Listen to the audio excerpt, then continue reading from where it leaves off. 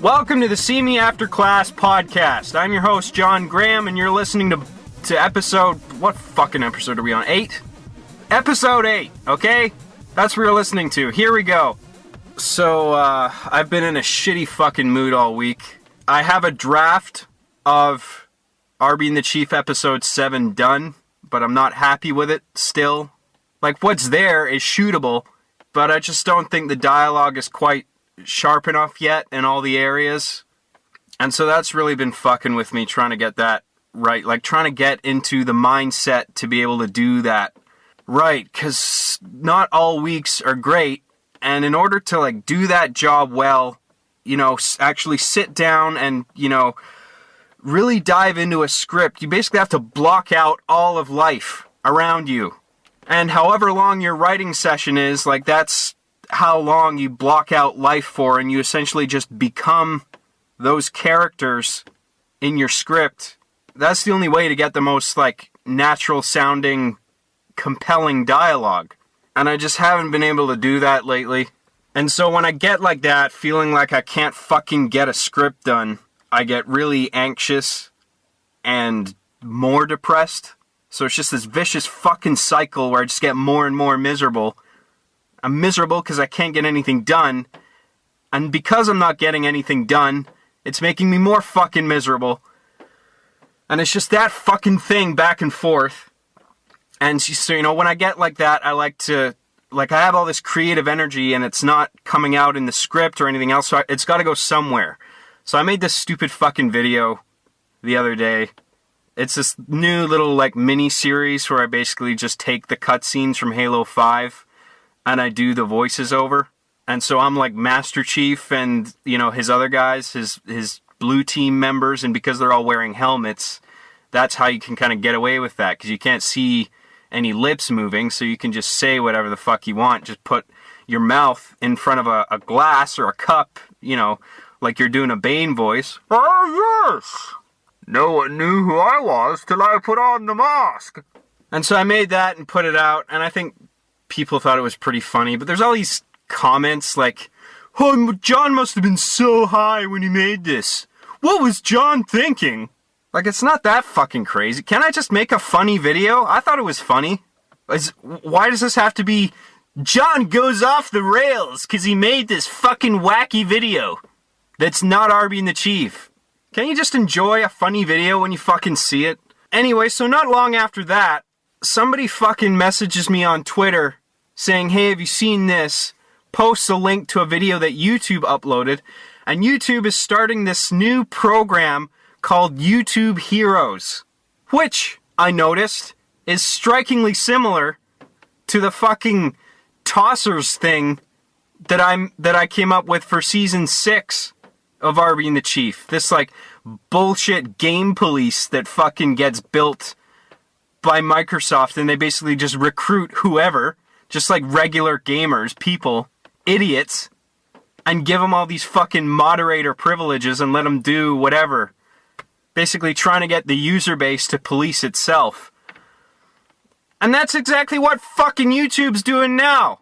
There's so many fucking things I did in my show that were foreshadowing things to come. I mean, I might not have even known it, but it just shows that I had at least some fucking level of insight to kind of, like, jump ahead to that what-if scenario. Like, oh, what if that happened? And now here it is. That's fucking happening. YouTube Heroes. Give me a fucking break. YouTube Heroes. What is this, the fucking Power Rangers? Are people just going to be on YouTube and then, you know, they all have this some goofy fucking watch? Then they press a button and they see fucking, what's his name, Zordon on the screen? Heroes! We need you at YouTube headquarters now. We've got a problem. Anyway, I just think that's such a bad fucking idea. Too many people out there are fucking idiots. And their dream is to fucking go on a power trip, but they usually can't for whatever reason, because they don't have any authority, or they didn't become a cop, or they didn't do the things that, you know, that make you be able to become a cop. But, like, with this, YouTube Heroes, you give some fucking schmuck out there some little goofy fucking badge or some, little bit of authority for you to exercise over people, they're gonna act like a fucking asshole. What kind of fucking cunt signs up for that shit? Oh, I'm a YouTube hero, didn't you know? Actually, I'm a YouTube hero. You might not have known this. Fuck you. Fucking dweebs. What kind of fucking nerd signs up for something like that? Who would feel prideful announcing to people, oh, I'm a YouTube hero, didn't you know? Like a fucking veteran at a party trying to strike up a conversation with some fucking guy who's missing his arms and legs. But you're both heroes, right? I know what it's like to be a hero, just like you. It may be YouTube, but YouTube's a battlefield of its own. Get the fuck out of here. So hopefully that fucking shit goes away. But like in a single fucking day, that YouTube Heroes gets 1 million hits. And nobody outside my fucking fan base even knows what Tossers is or the thing anything I created years ago. It's all fucking forgotten now, isn't it? But that was all fucking my fault, right? Because I tried to make the show deeper and more intellectual and actually treat the fucking audience like they had some fucking intelligence. Gave them some credit for it, you know what I mean? Instead of striving to make the show as dumb as fucking possible just so I can get as many views as possible. Yeah, that was all my fault, right? It had nothing to do with fucking Arby and the Chief in LA, which is a piece of dog shit, and killed all the fucking viewership. And then later on, when I tried my best making the show substantial, but when I couldn't get all those views back, that was all my fucking fault, wasn't it? But hey, what does Machinima care? They still get all that fucking ad revenue off all my other old videos. Season 1 to 7. It's like it never fucking, I don't see a fucking dime for that. Machinima gets all that fucking ad revenue. Anyway, yeah, the last bonus episode, I talked about Arby and the Chief in LA in seasons 4 to 6. That's in the last bonus episode. So if you're not a Patreon backer yet, consider helping me out on there, patreon.com/jcjgraham. You can grab those bonus episodes and check those out. Fucking YouTube Heroes, man. What a joke. I did that Tossers thing because it was fucking ridiculous. And now it's actually happening. What are we in the Wizard of Oz? What the fuck is happening in the world? That this is a thing now. That this is cool. Come be a YouTube fucking hero and get all these cool, awesome fucking abilities. Like the ability to mass flag everybody. Awesome. You fucking dildo. It just reminds me of that fucking spy on your neighbors shit. You know what I mean? Those apps that came out, like report your neighbors if you see suspicious activity or whatever. Just people minding their own fucking business. And then you gotta be that little fucking weasel with an app. Oh, he's doing this. I better call this number. Beep, boop, beep, beep, boop, beep. The way they advertise those fucking abilities too. Those fucking super tools. Super tools to help you do your job better. To help make YouTube a safer place. And it's got all this friendly fucking music and those friendly sound effects, those little clicks like... You know what I'm talking... Just watch the video, you'll see what I'm talking about. Fucking stupid. They advertise those fucking abilities like perks. You know, like it's fucking Call of Duty. Like sign up to be a YouTube hero and you get martyrdom and fucking sleight of hand. Blunt ops. So now we're gonna have a bunch of these dweeby fucking YouTubers who just go around and... You know, they're going to be looking for any excuse to exercise their authority and just flag something that even mildly fucking upsets them. What is this user thinking? I'm going to report this user. Beep boop beep boop. YouTube, you got to do something about this guy. He's not playing by the rules. I mean, you should avoid, violating YouTube's terms of service or whatever. I'm not condoning anarchy here. But you can't just go around giving anybody authority because not everybody deserves it. Most people don't fucking deserve it. There was some fucking experiment I can't remember what it was called. It was like decades ago.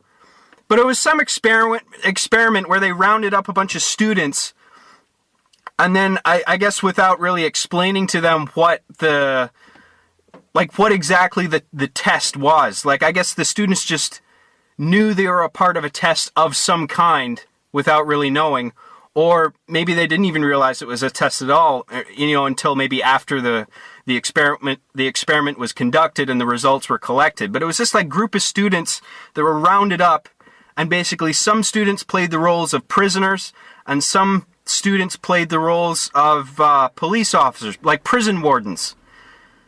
And what they found was that the students who were playing the role of the wardens started exercising like this brutal discipline over the other student, over the prisoner students.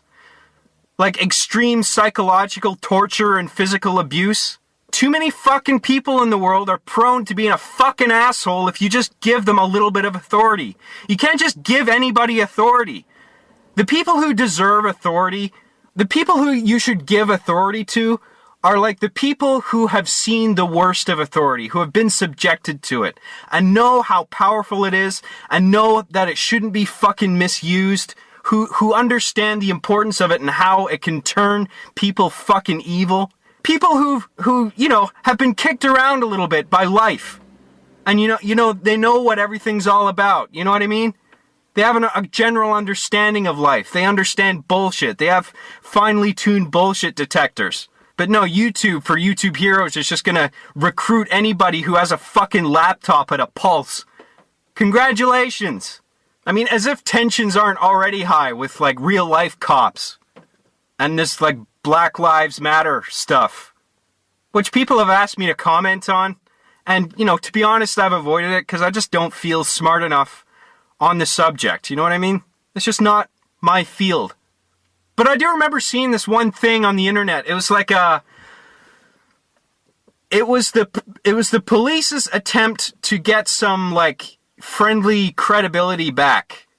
And it was this campaign where cops would go out with some camera dude following them, and the cops would like in this one example, this one video I saw, the police pulled over this like black family in a car.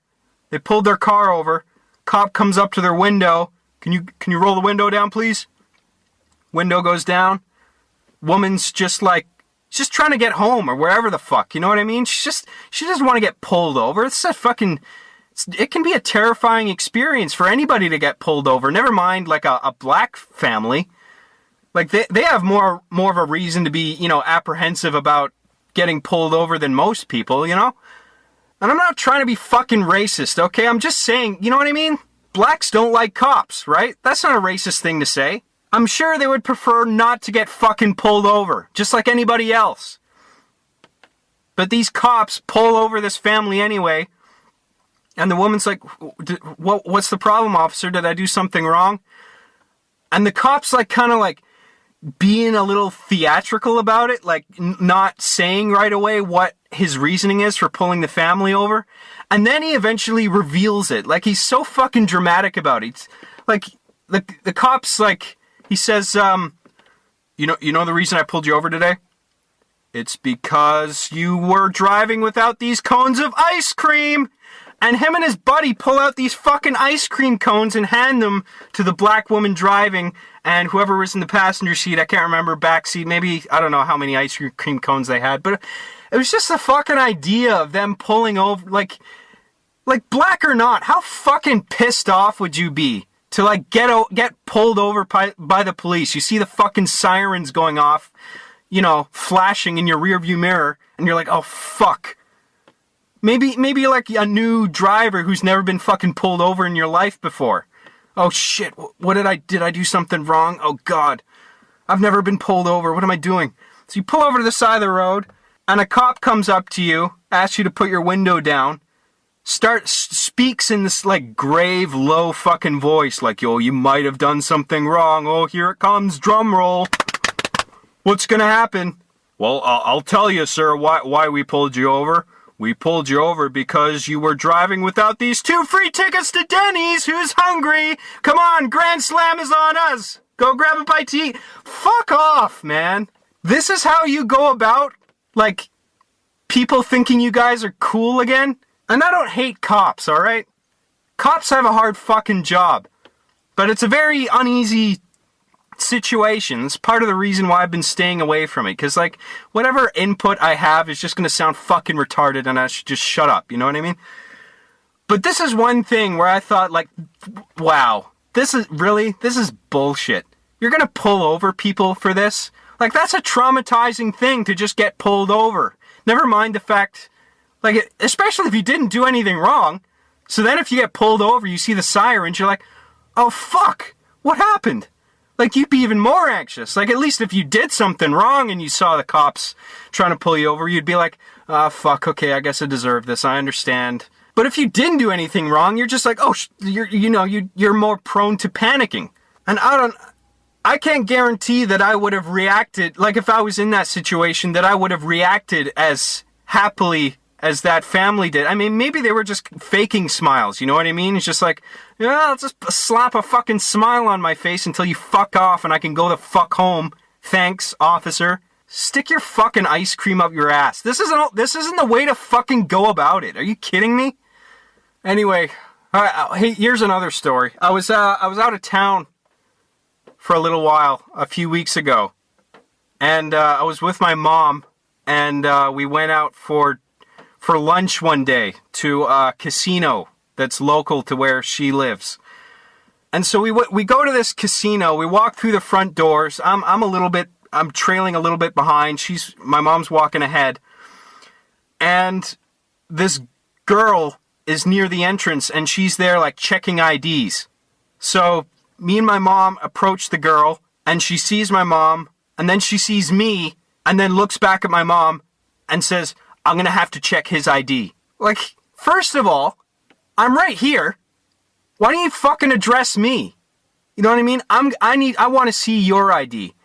Don't fucking look at my mom and be like, I need to check his ID. What, am I not fucking here? Am I invisible? I mean, do you see me or not? Make up your fucking mind. If you don't see me, if I'm a fucking ghost, then you don't need to ID me, do you? But if you're acknowledging my presence and you must ID me, can you at least give me the fucking courtesy of giving me some fucking eye contact and addressing me as a person? Sure, I'll give you my ID, no worries. Well, I wouldn't say no worries. I mean, I was kind of pissed off because the lady was saying, anybody who looks under 30 needs to be ID'd. Because my mom put up a fuss. She was like, you know, I didn't. I was just like, chill out. Because, like, I get really angry about this shit, but I don't let it out in public like that. I don't give anybody shit. I'm just like, but my mom said something. She's like, he's 28 years old. And I'm just like, Mom, it's fine. Don't worry about it. And the girl is like, oh, it doesn't matter. If somebody looks under 30, then we've got to ID them. Still not addressing me, by the way. But here's the thing. They were checking. If you look under 30, they got to check your ID. But the law is that anybody who's under 19 can't go into the casino. So how about you go by that fucking, like, pick one. Is it fucking 19 or is it fucking 30? Why is the law 19, but it's like 30 is the fucking threshold that you're using? Oh, if he looks under 30, I gotta check his ID. How about if I look under fucking 19, since that's the fucking law? What the fuck? Don't just pull this fucking number out of your ass. Well, if he looks under 70, we gotta check his fucking ID. Go fuck yourself. Pick one and fucking stick with it. If it's 19, fine. But of course I look over 19. I mean, if I'm over 19, I'm not breaking a law coming in here. So what's the fucking problem? Why is this 30 number even a thing? So I returned the favor. I didn't make eye contact with her either. I pulled out my fucking cards. I slapped them on the table. I didn't even look at her. I was just like, you're not gonna fucking acknowledge my presence? Fine. Here's my fucking cards. Have a good look. Make sure I'm over 30, even though it doesn't fucking matter, you idiot. Oh, phew, thank God you're under 30. Okay, you can come in to our marvelous casino. Fuck your fucking casino. I didn't even want to come here. I'm just here for lunch, god damn it. I'm not even here to fucking gamble, which is fucking stupid. I mean, is there a fucking mental age limit to come in here? How about that? Maybe if you have a mental age of under 19, you can't fucking come in. But then, of course, they can't do that because then they wouldn't have any fucking customers. Because everybody who decides that gambling is a good idea is fucking retarded. So anyway, she checks my fucking ID and I grab my cards and I'm like, okay, let's just go grab some lunch. So we go walk across the casino floor and we go to the diner, the restaurant place at the back. And then the same fucking thing starts happening again with this waitress that we get. She like barely even like acknowledges my presence or looks at me. What the fuck is this shit? I mean, I especially noticed it like as like we finished up eating. My mom took care of the bill, and this waitress that we had just looked at her the entire time like I wasn't even fucking there. And then she just says, "Have a good day." Still doesn't look at me and turns and leaves. It's like, I haven't done anything rude. I'm here, I'm sitting here.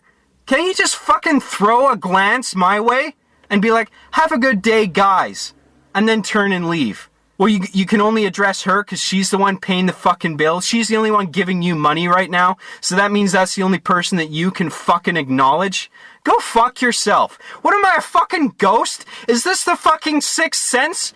Oh shit, there's a ghost in here. I started fucking lifting up my teacup. Like, oh my god, look, this cup is fucking floating. Cause I'm not fucking here, obviously. There's a fucking ghost in here. Fucking Paranormal Activity. Call the fucking Ghostbusters, whoever the fuck.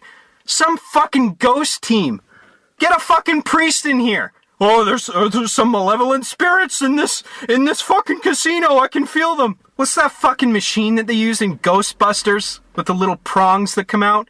Bring one of those in. The spirit seems to be right by next to this woman at this restaurant table, but we can't see anything there. It defies all evidence. Fuck you. I didn't even want to go to your stupid... I hate fucking casinos. Fucking stupid. Anyway, fuck that shit. Let's answer some fucking fan mail. Alright?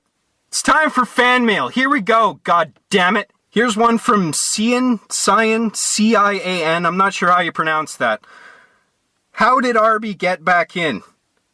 Just watch the fucking episode, alright? It's all there. Fuck, you see Pal go to the fucking machine. It was set up in an earlier episode, in fucking episode 2 or 3, whatever. You see Pal go into the dance hall, and you see him operate the music terminal, and he's mashing a button, and it doesn't do anything. Or he thinks it doesn't do anything. And then in episode 6, he goes to the same terminal and he's mashing this key, the volume up key, and he's mashing it, it's not doing anything. He's like, what the fuck? What's the point of having a button there if it doesn't do anything?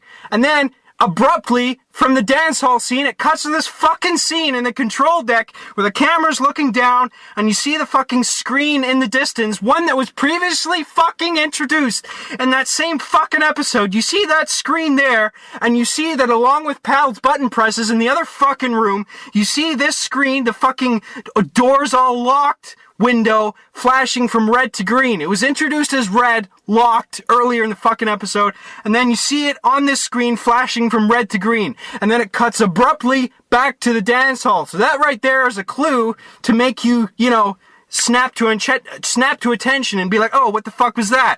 And then we're back in the dance hall, and it's like, oh, okay, that's what Pal is doing. He's mashing this button. He doesn't fucking think it does anything, but it does, which is revealed in the next fucking scene. He goes into the fucking control deck and goes down the stairs, and he sees the fucking screen, and it says all doors unlocked. So yes, that's the answer to the fucking question. Pal let Arbiter in. It was all fucking set up. But no, I gotta fucking hit everybody over the head to make sure everybody gets it. Apparently subtlety, there's no fucking room for subtlety anymore in fucking online media.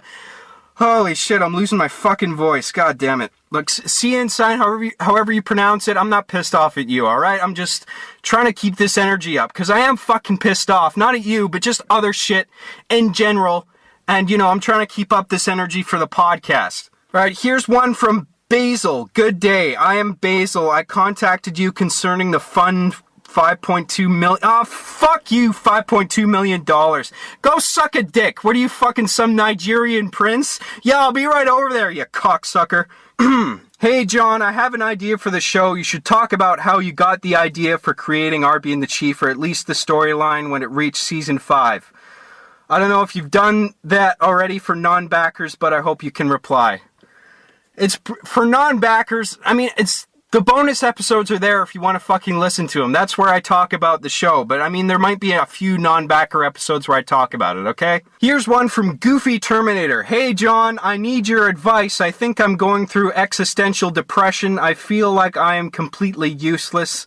and that in the grand scheme of things, I don't matter. Also, I feel weird as I am smart enough to realize how stupid I am, but too stupid to do anything other than unskilled labor. Should I try to get neat bucks?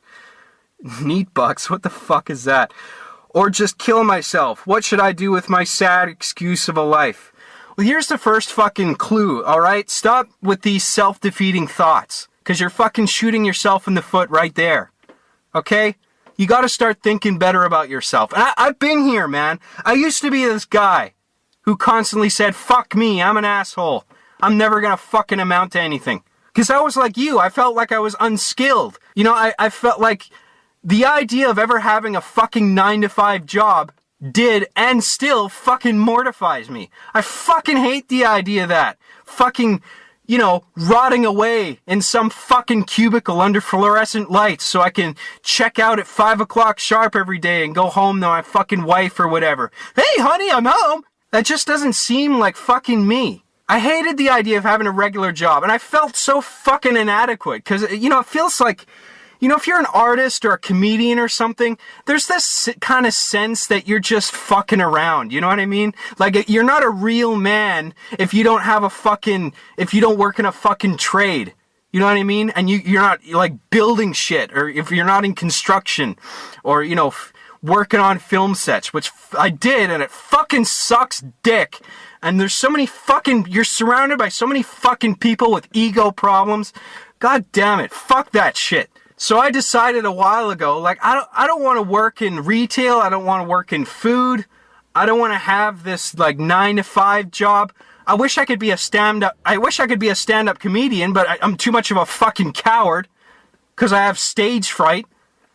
So it's like, fuck, what else is there? Well, making shit on YouTube. Because I know how to make funny shit. I really like screenwriting. That's always really what I wanted to do, was screenwriting. But, you know, it comes with the caveat of never feeling like a fucking man, you know, or like, you know, you play a useful fucking role in this world because I'm not fucking hammering 2 planks of wood together. Sorry. I just like writing shit and making goofy fucking videos and stuff. And I like story building. That's the stuff that fucking excites me. That's the stuff that makes me want to get out of bed every morning. So yeah, look, I've dealt with the depression, man. I still deal with the fucking depression. But, you know, it's always a fucking problem. It never fucking goes away. But you slap a smile on your face for long enough for everybody else's benefit, you know, because it gets to a point where it's just, you know, being the depressed guy, it just gets annoying for other people, you know? It's like, oh God, he never cheers up. So you slap a fucking smile on your face to counter that. Hey guys, I'm really happy. Look at my fucking convincing smile. You can see my fucking teeth. Oh wow, that guy looks really happy. And then they start thinking that you're not depressed anymore. Oh, he's fucking cured. What a miracle. And then one fucking day, you decide to let the facade drop, and you take that fake-ass fucking smile off your face just for, you know, a gasp of air, you know what I mean? Figuratively speaking, it's like, oh, I can finally be my miserable fucking self. And then people see that frown on your face all of a sudden after seeing that fake smile for so long, and they're like, what's the problem? What's the matter with you? Are you depressed again? Yeah, I'm fucking depressed again. No fucking shit. God damn it. Why do I have to work so hard to fucking convince you? Do I have to put a fucking gun to my head? So yeah, as you might be able to tell from the slightly angry fucking tone in my voice right now, the fact that I'm fucking losing my entire voice altogether, yeah, life's kicked me around a little bit, mood-wise. And look, you just gotta... To the guy who wrote this email, you just gotta stop that self-defeating thought shit and overcome. Figure out what you're good at. What excites you about life? Maybe it's not writing scripts or videos like me. Maybe it's something else. But whatever it is, you gotta fucking find it and do it and chase that. And keep doing it until you're fucking good at it. And don't let other people say that you're shit at it and you should do something else. If you fucking like doing something, don't let anybody talk you out of it. You just keep fucking doing it, give them the finger, fuck you, buddy. Keep doing the thing until you're fucking good at it, and then all of a sudden people will start respecting you. Be like, oh shit, this guy does know what he's doing. So don't feel like shit, alright? Not all hope is lost. I know it's I've been there, dude. I know it's fucking hard. There's been nights and days where I'm so depressed, I literally cannot fucking move my body an inch. There was one day where just for hours, for the entire fucking day, I was in my room, in my chair, fucking like crunched up in the fucking fetal position with my face mashed against the cushion of my chair, just staring at the fucking floor. Miserable. I couldn't.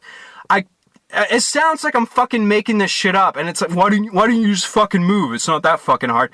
Yeah, I get where you're coming from, but it was that fucking day. I could not find. It wasn't that I didn't have the energy. It just I didn't have the willpower. It's like what? Like I felt like I was staring into a figurative abyss, saying to myself, "What is the fucking point?" Oh my God, I'm fucking exhausted. I'm losing my voice here.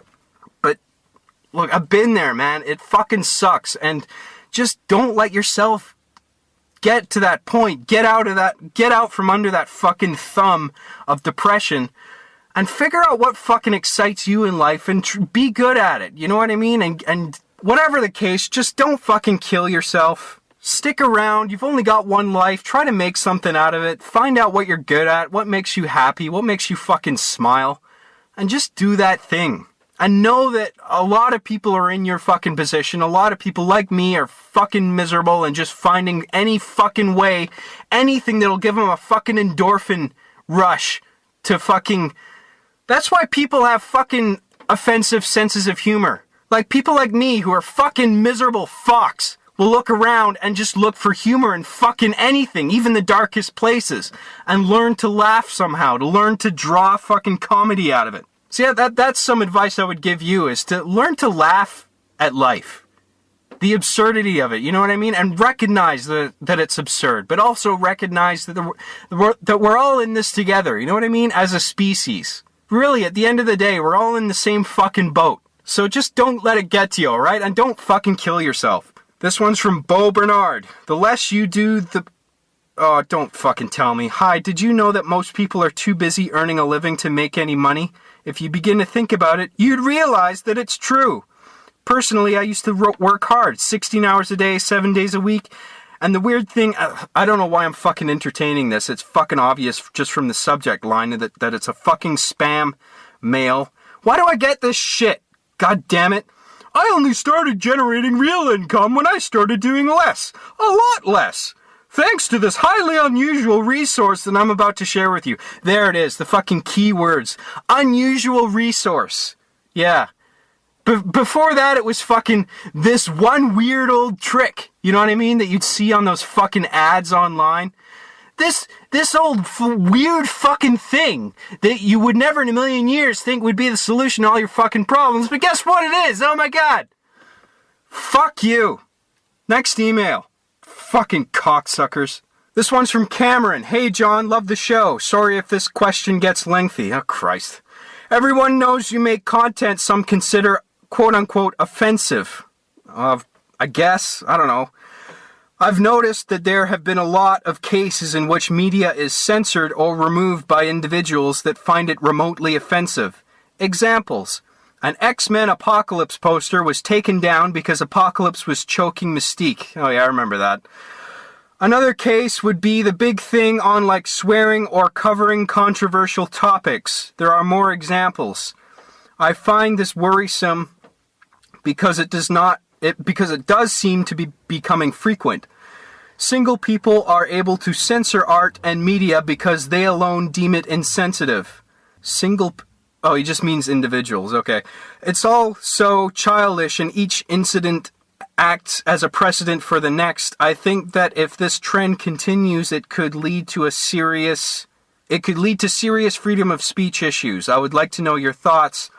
Or not, whatever, you're not that important, cuck. Great, thanks, fucking asshole. Anyway, yeah, I agree, like, that fucking X-Men thing, I didn't consider that offensive. Like, I guess if you're a fucking feminist and you're looking up at that billboard, like, you immediately see a man is choking a woman, so that immediately raises a fucking flag. Oh, this shouldn't be up here, this is fucking offensive. Who fucking cares? They're both Mystique is a fucking superhero. Like, does context not fucking matter anymore? God damn it. Guess what? It does, whether you fucking faggots like it or not. You fucking pussies getting upset over everything. Jesus Christ. And yeah, I just said faggot, but I don't have a problem with gay people. I don't use it. I don't use that definition with it. So, fucking deal with it, alright? Context in action. Again, guess what? It does fucking matter, alright? Mystique is a fucking superhero. She became a superhero. This is the life she signed up for. She signed herself up for a life of crime, siding up with Magneto, whoever the fuck. And she's getting choked out by Apocalypse. Apocalypse is this, like, badass villain dude. I mean, so, yeah, it's not about fucking violence against women, specifically, obviously. It's just that Mystique has sided with the good guys, you know, in the circumstances of this particular movie, and Apocalypse is the big fucking bad guy who's gonna destroy the world. So yeah, the bad guy's holding the good guy by the neck. It's not an unfamiliar image, but it's just, oh, because it's a woman that's being strangled, oh my god, let's all lose our shit. I mean, what do you want? Is it less offensive if it's fucking Cyclops getting choked out, or Wolverine, or whoever the fuck, another guy? I mean, it's still another human being being strangled, having the life strangled out of them. So really, how is it any less offensive if you really analyze it? You know what I mean? It's still a human being's life at the hands of another human being who is a bully, which is wrong. It's wrong either way. It doesn't make it all of a sudden cool if it's a fucking guy getting choked out, alright?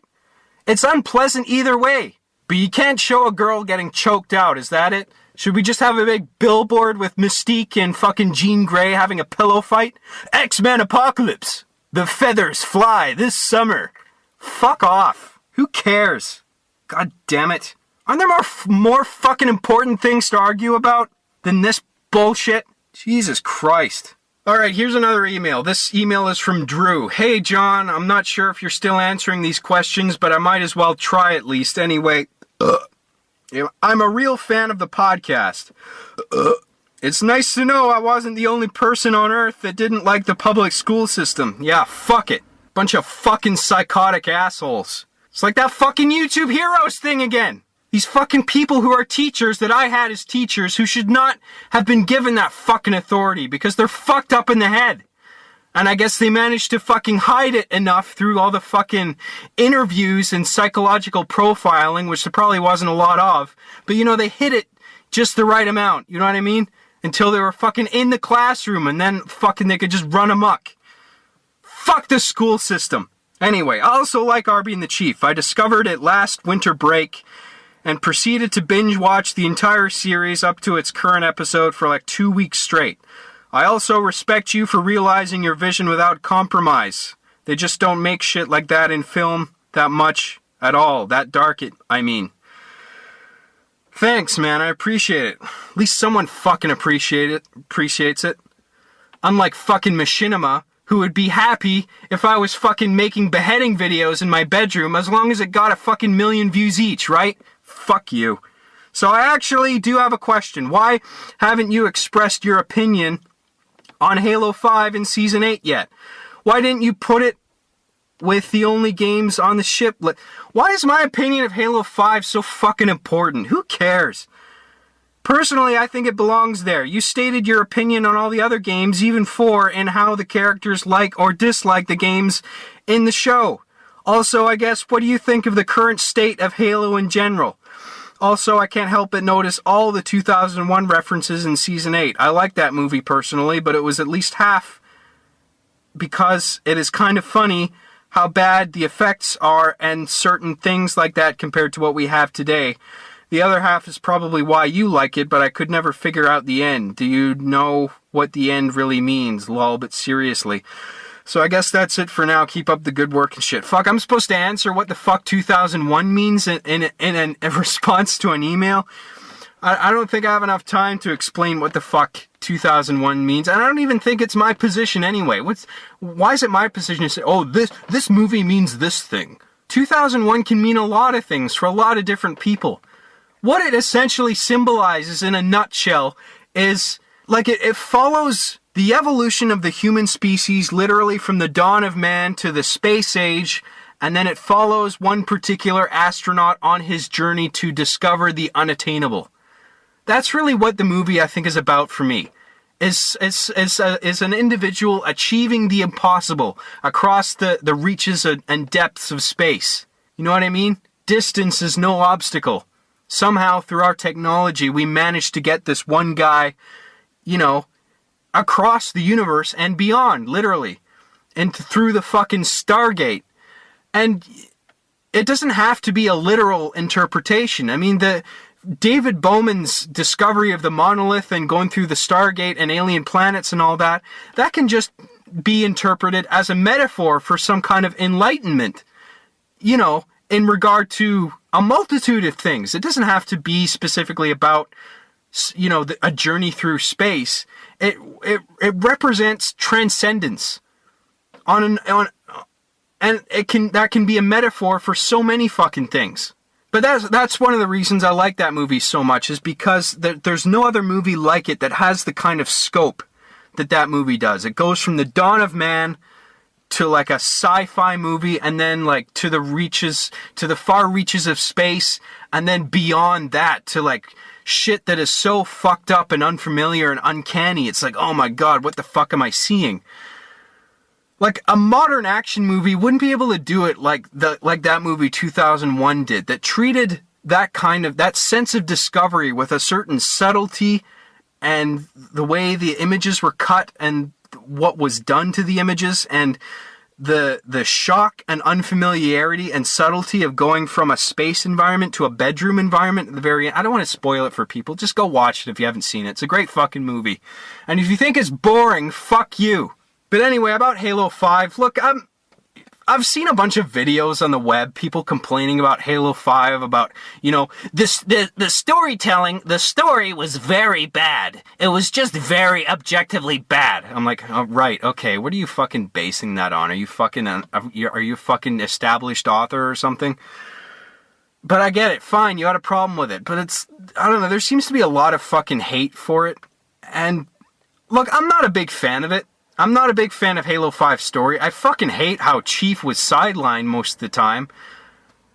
And for some reason, the guy who's stolen the spotlight is this, like, black guy with a shiny bald head.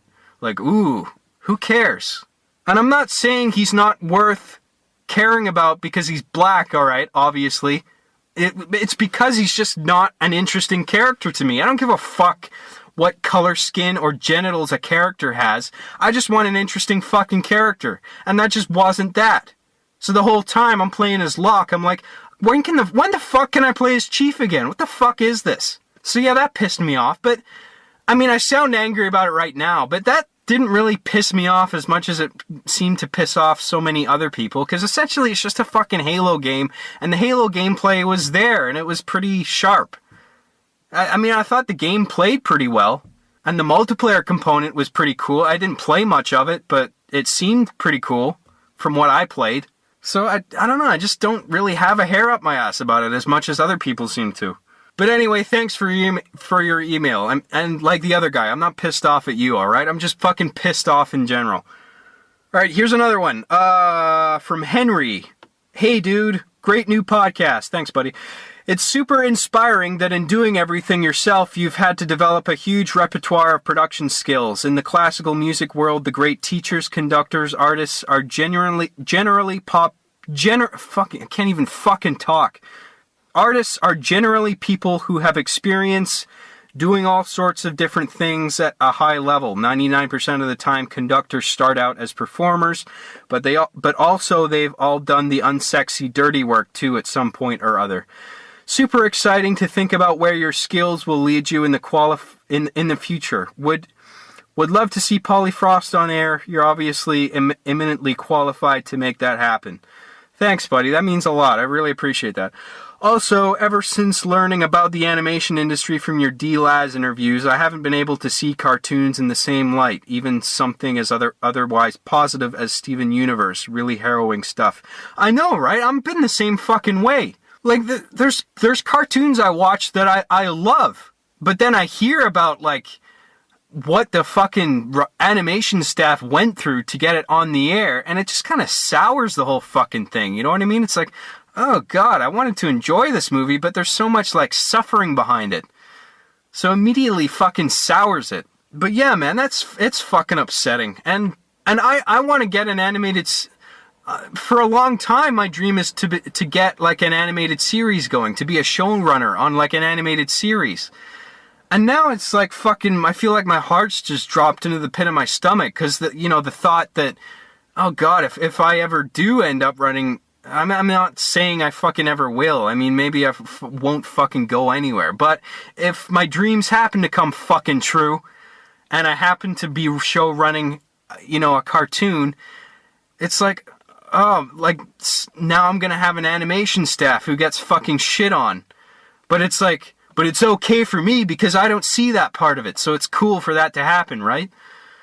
Like these fucking studio executives who fucking underbid the shit out of everybody else and then just don't pay their animators what they're owed.